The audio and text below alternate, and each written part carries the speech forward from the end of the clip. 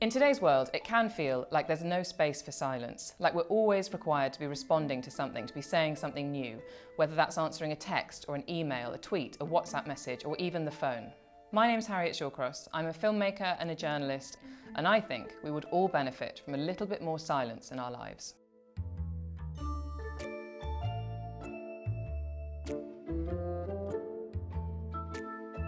One of the reasons I'm interested in silence and in what can and can't be said is that when I was a teenager, there was about a year when I didn't really talk to people at school. I would answer direct questions if a teacher asked them, or I would read out loud, but the kind of communication that makes us human, spontaneous conversation, sharing jokes, was something that I wasn't able to do. And it had a huge impact on me and was really formative in terms of how I relate to people both professionally and personally.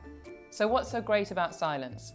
Well, in the course of researching my book, I came across several studies into the impact that silence can have on both the body and the brain. In one study involving mice, silence was shown to promote the growth of brain cells in the part of the brain responsible for memory related to the senses. Scientists played mice a selection of sounds, including baby mouse cries, white noise, and silence, and observed that during silence there was cell growth in the hippocampus. Another study looked at the impact of listening to music on the body, and the researchers found that if silence was inserted into a track of music, the blood pressure dropped, the heart rate reduced, and the subject relaxed much more than when listening to a relaxing piece of music.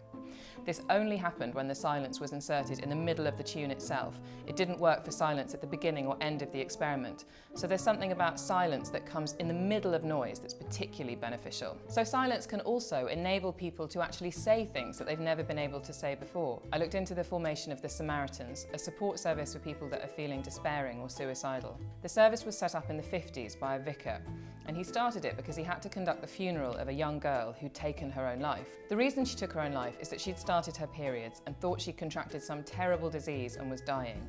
She was deeply ashamed of what was happening to her and had no one to talk to about it. It was this that inspired the vicar, Chad Varra, to set up the Samaritans, as he didn't want people to feel that there were things that they couldn't talk about, particularly things that they were ashamed of. They believed that you should be able to sit with someone, no matter what they're going through, without feeling the need to answer back or offer solutions or problem solve. And a really central way of doing that is through using silence and giving them space to explain what's going on for them. And frankly, if normal conversations could involve a little bit more silence like that, I think the world would be a much happier place. So silence is also at the heart of most major world religions. In Buddhism, silence is really highly valued, and conversation can be seen as something that gets in the way of our experiences. And if you strip away all of that language, you're left with a deeper understanding of your own experiences in the world and your connection to other people. But can too much silence be a bad thing? There's a condition known as ascidi, which was experienced by monks who spent prolonged periods in silence. And it's basically distinguished by a feeling of torpor, of not being able to do anything.